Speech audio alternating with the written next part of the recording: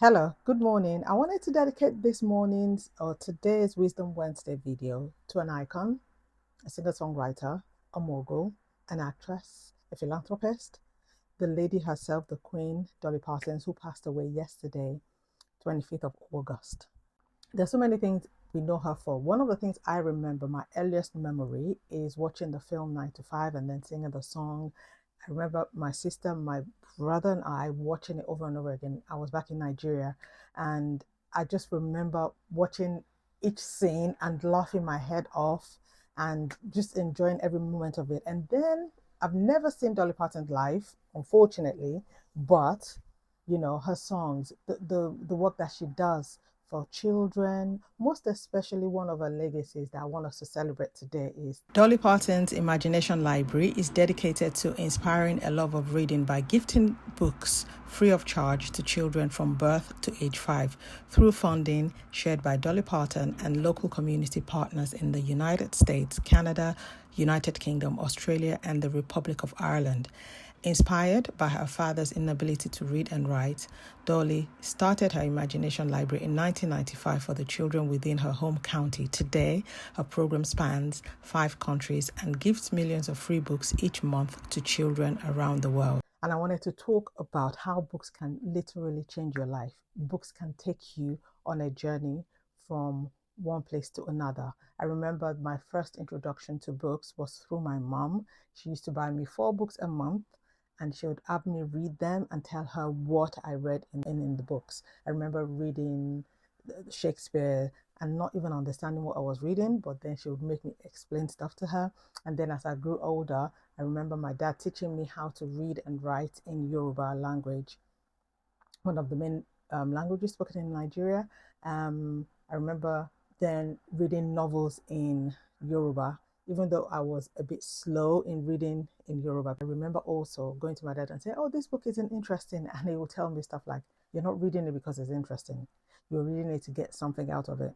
Those are my introductions to books, and I love Dolly Parton's legacy when it comes to books and children.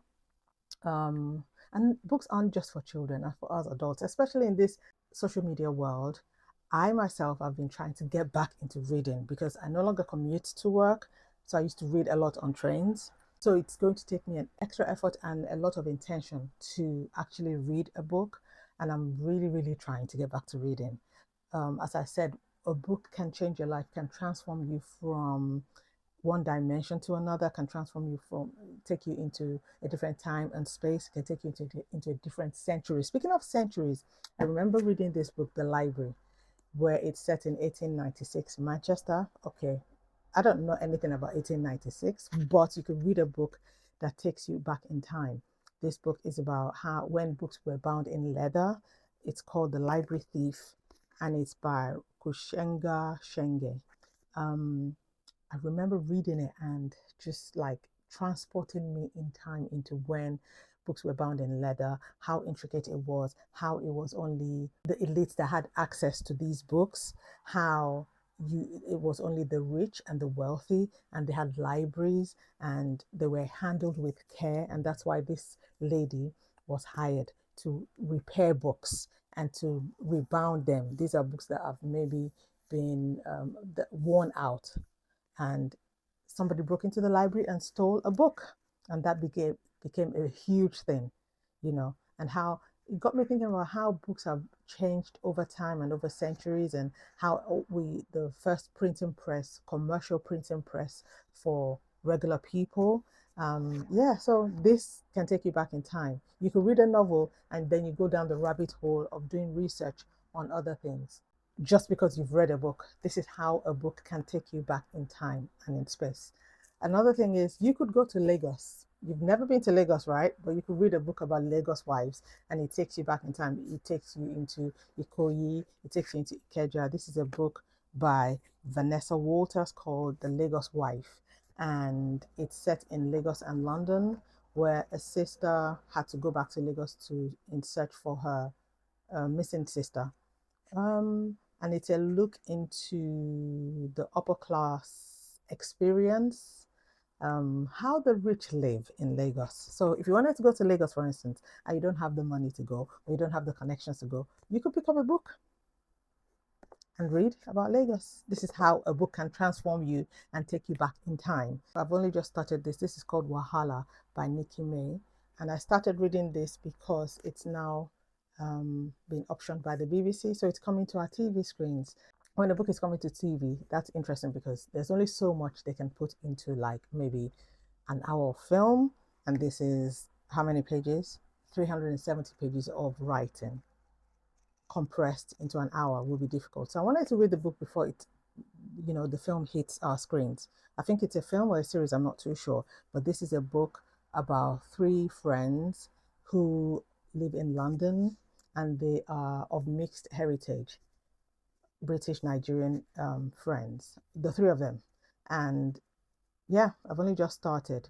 That gets you into the mind of what does a 23-year-old or like a 30-year-old young person of mixed heritage living in London, trying to get their lives together, of different class and backgrounds, and what is the connecting tissue between the friends, what connects them, and when a fourth friend who was introduced into the mix, and everything went bonkers. And I think that's where the name Wahala comes from.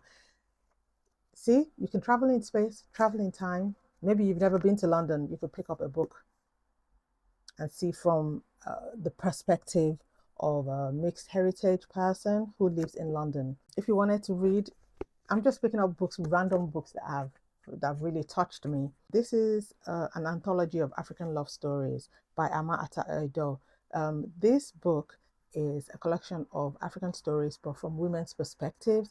And sometimes our idea of love is very Hollywood because we've seen them in films. I am a hopeless romantic. I love a good romantic film. But sometimes you can get a different perspective for what love is. What love is, according to Hollywood, is not really what love is in a different part of the world. What is love in Japan or in, I don't know, in China or in Nigeria, Ghana, or in Mali? One of the stories is set in Senegal. What does love look like in Senegal? What does it feel like? You could read a story and it takes you back into that space where you can virtually taste and feel the scene that you're reading about. There is a description of a scene in there about call to prayer in Senegal, and while you're reading it, it's like you're back there and you can literally hear the call to prayer. I just love books. I love the way books can transform you and take you into a different time and into a different space. And it's not just novels, there are books that you can read that are non-fiction, like this book, Briefly Perfectly Human by Alua author. This is a book written by a death doula. I've always been interested in the idea of death and dying since my dad died, and then my mom died, and I've been obsessed with what do people think about dying. um People who've had near-death experiences, I love listening to stuff like that, but this is from a death doula's point of view, how dying is really about living. And reading this book has really changed the way I think about dying and living and helped me to refocus my mind. It's not something to be feared, it's actually something to learn and understand because we are all dying, aren't we? Became a death doula after she lost her brother-in-law to cancer. Let me just read this excerpt for you. When I'm called to a bedside, my clients and their families often believe I know every single thing there is to know about death and dying. But despite the countless hours I've spent with people as they prepare for death, there are many things I will never understand. Who could? Certainly not the scientists, philosophers, or the sidewalk preachers among us. They are all still alive. The near-death experienced people, they got to the lobby of death and turned right back around. Death doulas like me, we're still alive too. I can read all the books and get close to death 1,000 times over, but without experiencing it firsthand, I'm just as curious and clueless as the next living person. What I have observed from the deathbeds of others is that dying is a process of transformation of the body, and death marks the end of that transformation. When our time on this earth is up, our bodies turn from vibrant, connected vessels animated by something unknown into lifeless, empty matter in the space of a single breath. That is powerful, isn't it? Just, I just love words. When people just string words together. Another thing, you could read a book on poetry for people who don't like, or who don't like reading like a bunch of books together. Because I have to say, if you are not used to reading like bulky books, it can take a while. It can be like disorienting, but just keep at it. Read slowly. You're not rushing anywhere. Read intentionally. Take your time with it. You can read one book for 2 months. Just read. It is good to read. And lastly, I'm going to talk about this book. This is When the Body Says No by Dr. Gabor. Some people have seen his videos around where he talks about the trauma that the body goes through and how it affects us and how our body tells all the stories. This is another non-fiction book from a doctor's perspective about trauma, because he suffered trauma himself as a descendant of a Holocaust survivor. His mom was a Holocaust survivor. The percentage of women who suffer from autoimmune disease tells us a story that the things that we go through mentally does affect our bodies. So this is a really good book if you want to learn about trauma and how it affects us, how we need to take care of our body, how we need to take care of our mind, the mind-body connectivity, where most health practitioners and professionals mix because they separate the body, the spirit, and the mind, but he connects all of it. So these are some of the books that I've read or reading on rereading that have changed my life.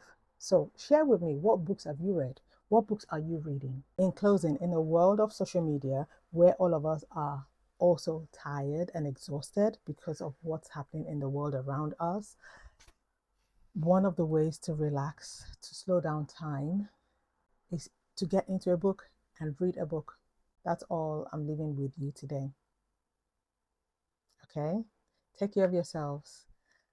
Thank you for watching my video. I'll see you in the next one. And don't forget, read a book